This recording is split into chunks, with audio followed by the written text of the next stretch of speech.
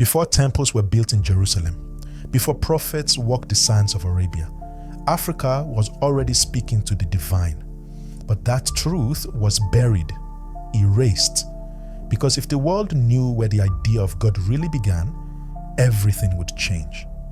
Before the Bible, before the Torah, before the Quran, there were whispers, and those whispers came from Africa, not from pulpits or scrolls, but from firelight, from breath, from rhythm. The first prayers were not written, they were danced, sung, poured into the soil. The sacred was not confined to one name, one place, one image. It was the wind, the river, the drumbeat echoing through time. Why then is Africa, the cradle of humanity, missing from the story of God? How did the very continent that birthed the human spirit become erased from the divine record? The mystery runs deeper than history books will tell, deeper than colonization, deeper than conversion. It is a silence that speaks volumes. What if God didn't come from the sky first, but from the earth, from ancestors, breath, sun, and silence? What if the divine wasn't originally a throne in the clouds, but a living presence in the land, the blood, the stars above, and the roots below? What would that mean for everything we've been taught? This story isn't about blasphemy, it's about memory. It's about the origin beneath the erasure. It's about listening to the land again, to the voices in the bones, the names spoken before they were forgotten. Has Africa's role in the birth of religion been forgotten? Or was it intentionally erased? The truth is waiting. And it's older than any book. Long before cathedrals pierced the sky and sacred texts codified the divine, Africa lived with God, not above, but among. In ancient African civilizations, there was no word for religion as we understand it today. There were no doctrines to memorize, no walls to separate the sacred from the everyday. Instead, there were spiritual systems, intimate, experiential, and alive. These weren't institutions, they were inheritances, pathways that connected each person directly to the cosmos, to their ancestors, to the breath of existence itself. In these systems, there were no priests standing between man and spirit, no middlemen interpreting divine will. The spirit was accessible to all: a farmer in a field, a mother by a river, a child under the stars. All could speak to the unseen and be heard. The self was not separate from the sacred. It was an extension of it. Spirituality in ancient Africa was not a belief. It was being. Living in harmony with the seen and the unseen, the past and the present, the physical and the spiritual. Among the Igbo people of present-day Nigeria, the spiritual science of Odinani taught that every human carries a divine essence, chi, an individualized aspect of the supreme source. It was both destiny and guide, echoing through one's actions and choices. The Yoruba, whose culture spread across West Africa and into the diaspora, developed Ifa, a complex divination system revealing sacred wisdom through coded verses and ancestral energy. Ifa was not superstition. It was a vast oral library of cosmic law and human psychology, passed down by trained babalawos who interpreted the voice of the divine through patterns in cowrie shells and kola nuts. In Burkina Faso, the Dagara people honored a cosmology rooted in elemental balance. Water, earth, fire, mineral, and nature were not mere symbols. They were living forces that governed harmony in both the village and the soul. Rituals with masks, fire pits, and sacred storytelling weren't performances. They were conversations with the invisible world. The Dagara didn't see the spiritual realm as separate.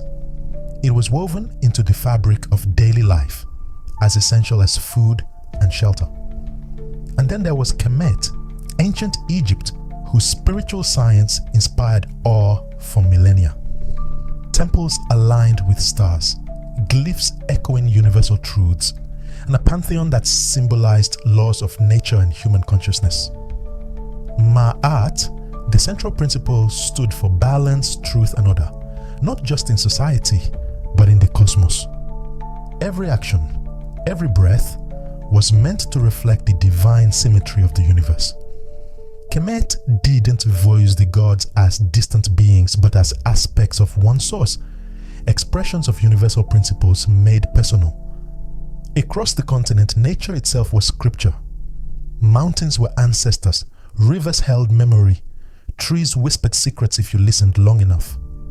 The drum was a heartbeat, not of the people, but of the spirit speaking back. Ancestors weren't mourned, they were honored, invited to the table, consulted in times of crisis. They weren't dead. They were more alive than the living, guiding from the beyond. The spiritual worldview was cyclical, not linear. Death was not an end, but a return. This was a cosmology where everything had a place, a purpose, a soul. Divine balance wasn't an ideal, it was a necessity. To disturb it was to invite misfortune. To honor it was to align with cosmic order. This wasn't religion, it was relational, it was rooted, it was real. God wasn't far, God was everything, and you were part of it. In the dominant Western imagination, God often appears as a distant ruler, a bearded patriarch on a throne, watching from the heavens, judging the earth below. This image, etched into cathedrals and stained glass, shaped centuries of theology and colonization. But in ancient Africa, the concept of God was far older and far less human. God was not a king to be feared, but a force to be felt. Not a figure, but a frequency. Not a person, but a principle. In the Yoruba tradition, God is known as Olodumare, the vast, unknowable source of all energy, all life. Olodumare is not gendered, not bound to form, not housed in a temple. It is a me, the breath of existence that animates all things. To inhale was to be in communion with the divine. Every breath, a prayer. Every heartbeat, a drum echoing the rhythm of the universe. God wasn't above, God was within. The Igbo people called this force Chukwu, literally the great source. Chukwu wasn't a micromanager of morality. Chukwu was the essence behind Chi, the personal God seed each individual carries. In this view, divinity isn't something to be reached. It is something already residing within. You are born with a portion of God's light, a compass guiding your purpose, your fate, your path. Spiritual practice was about aligning with that essence, not pleading to an external judge. In Kemet, the ancient Egyptians spoke of Ra-Atum, the primordial self-creating force that birthed the universe through thought, intention, and sound. Ra was not simply the sun god, but the light of consciousness, the cycle of life and death, the generative energy pulsing through everything. Later, they whispered the name of Amun, the hidden one, a reminder that the divine, while present, is not always visible. It must be sought, felt, known in silence and symbol. This wasn't mythology. It was metaphysics. Ma'at, more than a goddess, represented the foundational law of the cosmos: balance, harmony, justice, reciprocity. In the same way, the Yoruba Odu, the Igbo Chi, and the Bantu Nzame embodied the dualities of life and the unity behind them: male and female, light and dark, spirit and matter. God was not one side of the coin, but the hand that flips it, the space in between, the pulse that makes opposites dance. African spiritual systems understood what modern science is only beginning to grasp: that behind every visible effect is an invisible cause, that matter itself is animated by vibration, and vibration by intention. To name God was to describe an experience, not a doctrine. God was presence, pattern, pulse. You didn't look up to find it, you tuned in. These names, Olodumare, Chukwu, Ra-Atum, Amun were not competing deities. They weren't lesser gods to be dismissed or demonized. They were original articulations of the divine, root languages of God before translation and conquest, before missionaries labeled them false. These weren't the echoes of religion. They were the blueprint of it. To call these concepts primitive is to misunderstand them entirely. They were sophisticated systems of cosmology, psychology, and ethics. They understood that power didn't have to dominate, it could nurture. That divinity didn't need form to be felt, that God didn't need to punish to be present. Africa's God was not a judge with a gavel. It was a current in the river, a whisper in the wind, a fire in the bones, a law etched not on stone tablets, but into the rhythm of the earth, a force beyond fear, a presence beyond control. Long before Solomon laid the first stones of his temple and before Mecca became a sacred axis for millions, Africa had already constructed houses for the divine. But they weren't just buildings. They were living technologies, structures carved with precision, aligned with cosmic rhythms, designed not to dominate nature but to resonate with it. In Africa, the temple wasn't a place to escape the world. It was a place to enter deeper into its mysteries. From the deserts of Kemet rose Karnak, one of the most awe-inspiring temple complexes the world has ever seen. It wasn't built randomly. Every column, every chamber, every beam of light was calculated. At specific times of the year, the sun would pierce the sacred halls at just the right angle, illuminating the sanctum where spirit and science met. Karnak wasn't a monument to a distant god. It was a star map etched in stone, a calendar of the divine, a clock ticking with cosmic time. Further south, the Nubian temples stood as sentinels of ancient knowledge, places where rites of passage were held, where oracles spoke in shadows, where the breath of ancestors echoed through chambers still standing today. The Osirian tombs were not graves, they were wombs, portals of transformation. Death in these spaces was not an ending, it was initiation into another realm. These structures were not static, they pulsed with memory. They were meant to awaken. In Mali, Ethiopia, and the Congo Basin, stone circles and monoliths were erected long before Europe's first cathedrals. These were not primitive artifacts. They were precise instruments, aligned with the solstices, the equinoxes, the dance of the stars. In some villages, the entire layout of the community mimicked constellations above, reinforcing the belief that life on Earth was a reflection of the heavens. Star worship in Africa was not superstition. It was synchronization. From aerial views, these temples and alignments form sacred geometry, patterns too intentional to be accidental. The Dogon people of Mali, for instance, mapped the Sirius star system with astonishing accuracy, knowing of stars invisible to the naked eye long before telescopes existed. How did they know? Who taught them to see the unseen? Their temples suggest a knowledge not lost, but hidden, waiting to be remembered. And across the continent, there were sacred groves, living temples where nature was the altar, where the wind in the leaves carried messages and the roots of trees held memory. These oracle groves were where elders listened, not to a book, but to the earth itself.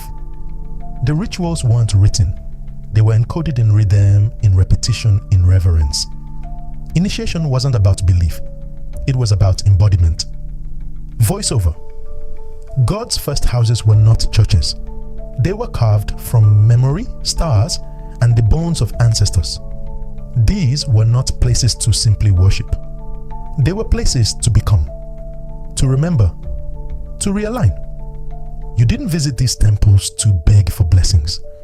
You came to awaken your soul's blueprint, to pass through the veil, to meet the divine not as a stranger, but as a mirror. When we think of temples today, we imagine domes, stained glass, golden altars. But the earliest sacred spaces didn't need wealth. They needed wisdom. They didn't point up. They pointed within. Africa's temples were reminders that divinity is not confined. It is channeled. It is encoded in the earth, the sky, and the architecture of the spirit. This was the blueprint. The original sacred design, etched in stone, whispered in wind, aligned with the cosmos.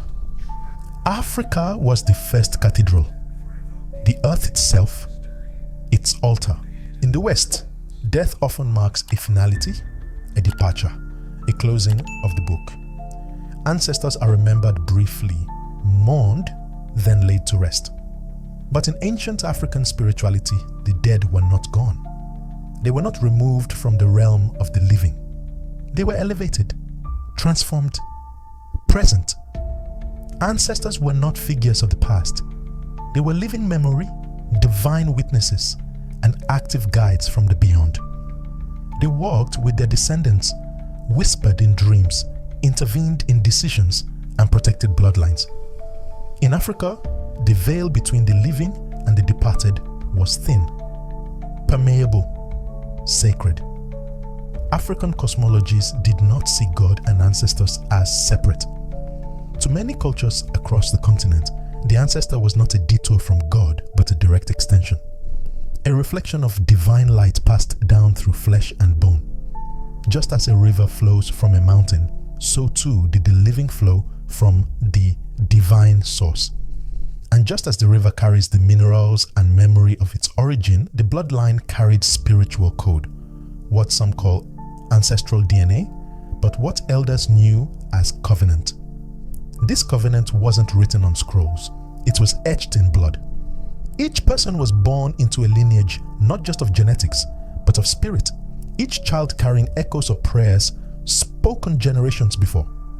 In this way, blood was not just biology, it was sacred technology, a binding thread between God and generations, a sacred continuity that could not be severed, not by death, not by time. The Yoruba have a saying, the dead are not gone, they are in the shadows. In Ifa, ancestors are honored through rituals, libations, songs, and offerings. They are consulted in times of need, celebrated in moments of joy, and remembered daily through symbols and sayings.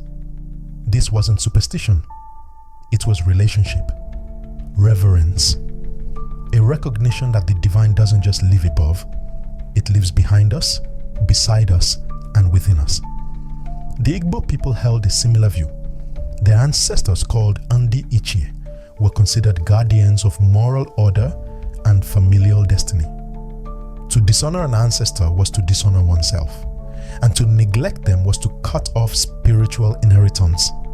Shrines weren't built just to honor gods. They were also places to speak to those who came before, to ask for insight, and to receive the wisdom that only the beyond could offer. In many African traditions, the family tree was not just a metaphor, it was a map of divinity. Roots reaching into the unseen, branches reaching toward destiny. Heaven and earth were not opposing realms. They were interconnected spheres in a single cycle. Death did not create separation. It expanded the family. The living and the departed formed one continuum, one spiritual ecosystem, where prayer was a conversation, not a plea. Western religions often draw a line between the creator and the created, the holy and the human. But in African spirituality, that line was a circle. Life was not about worshipping a distant deity. It was about aligning with the divine current already flowing through your veins.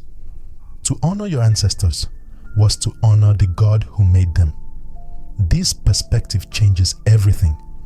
It reframes death as transformation, blood as scripture, and memory as sacred text. It challenges the colonial erasure that branded ancestor veneration as idol worship, and reclaims it as a vital spiritual science.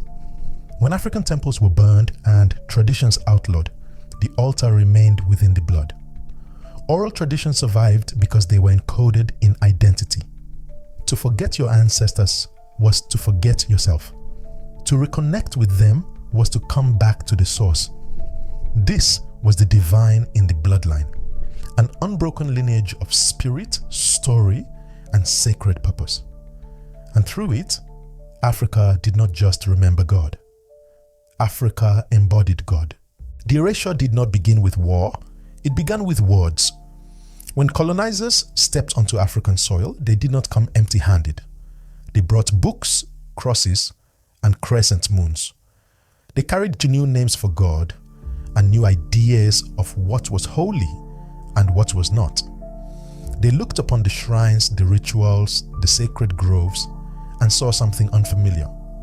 And instead of listening, they condemned. What had been spiritual systems rooted in nature, ancestry, and cosmic order were suddenly labeled dangerous. African gods were no longer divine. They were demons.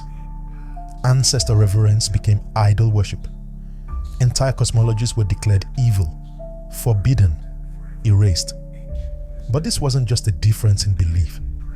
It was a systematic campaign to redefine the African soul. The colonizers understood something crucial. If you take away a people's God, you take away their center. And so they did. They burned temples and desecrated sacred spaces. They outlawed the drum, not because it was noise, but because it was knowledge. The drum was a voice of memory, of invocation, of spiritual power. It carried messages between worlds. To silence it was to sever communication with the divine. Languages too were targeted. Because language is more than vocabulary, it is worldview. It holds the metaphors, rhythms, and meanings that connect a people to their cosmology. With every tongue that was cut, a constellation of spiritual wisdom disappeared. And in its place, new names were taught, new prayers recited, new gods introduced. Gods who looked nothing like the people now forced to worship them. Christianity and Islam were not inherently oppressive, but the colonial expressions became tools of domination. They shifted the center of holiness away from the continent, from the soil beneath African feet to distant lands and foreign prophets. The sacred geography of Africa was overwritten by new maps of salvation. Suddenly, God no longer rose from the river or spoke through the wind. God had a passport, a language, a face, and it wasn't African. This wasn't conversion. It was spiritual conquest, a cultural exorcism disguised as evangelism.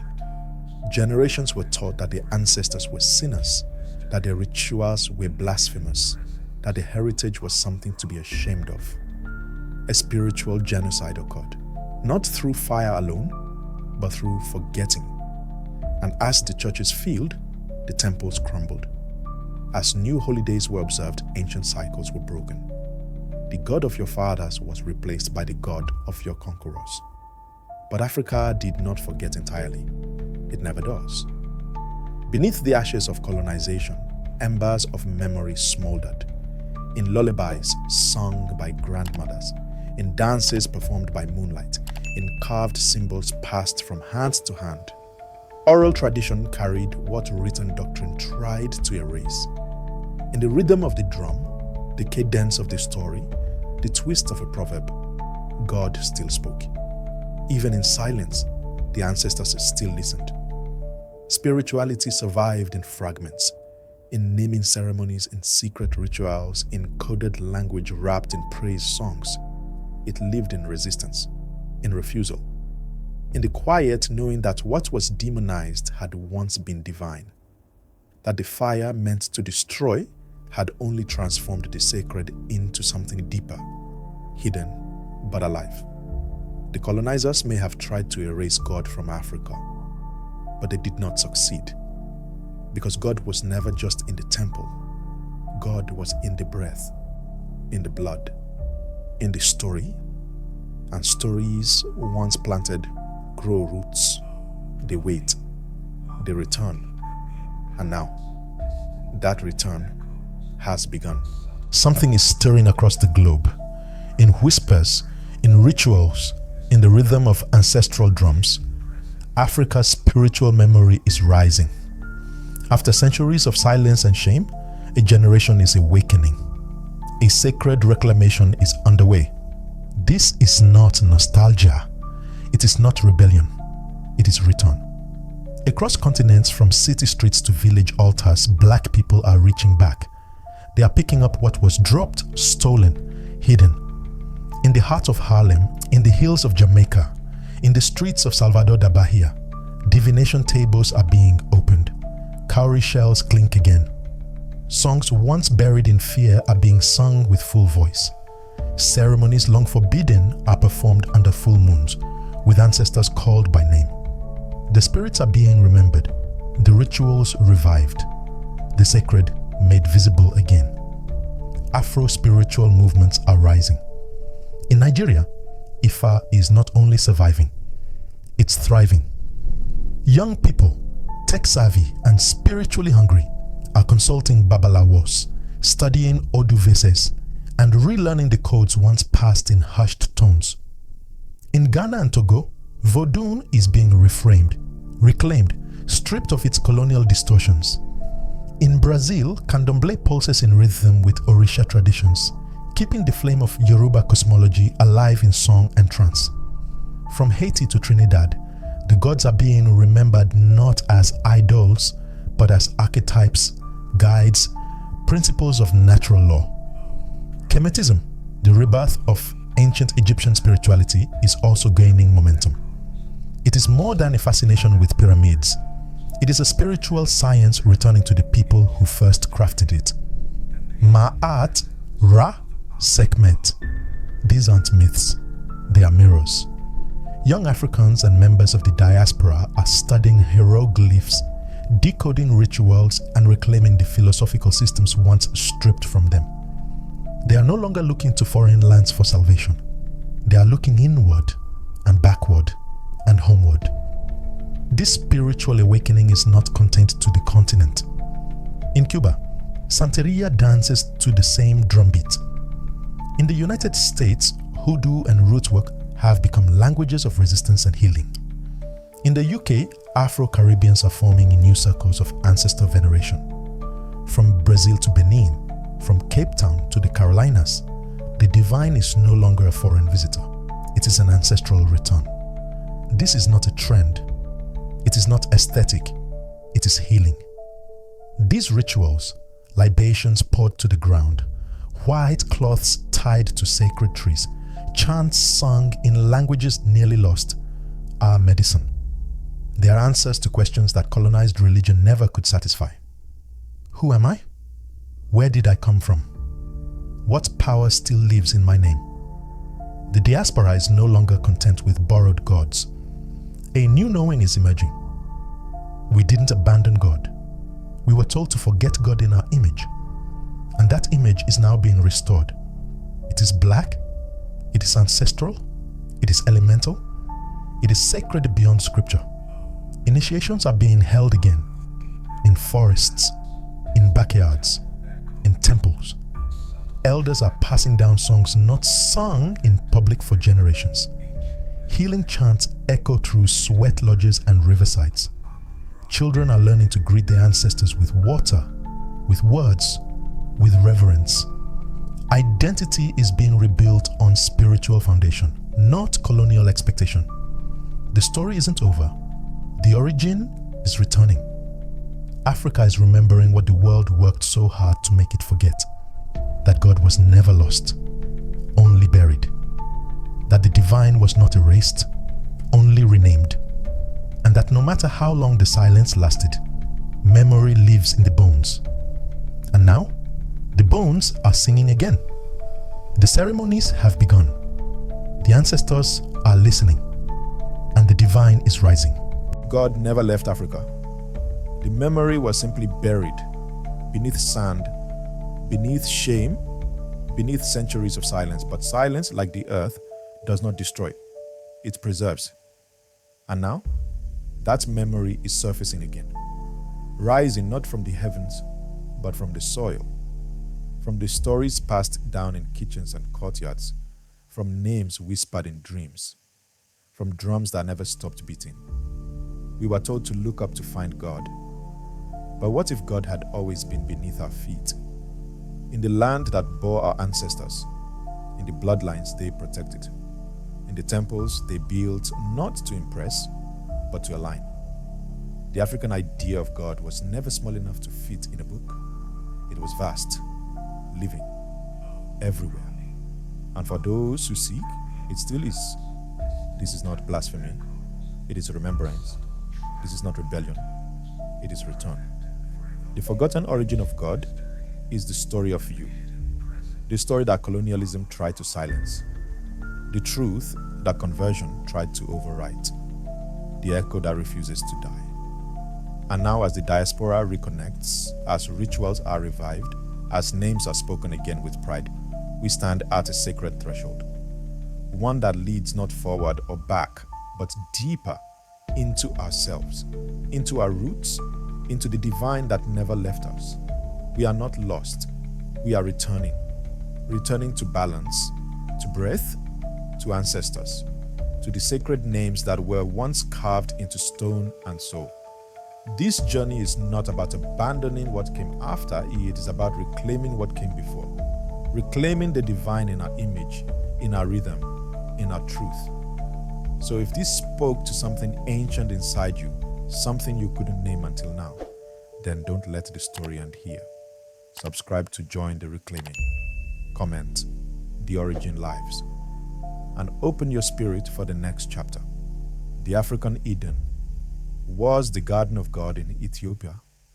Thank you for watching, for remembering, and for being part of this awakening.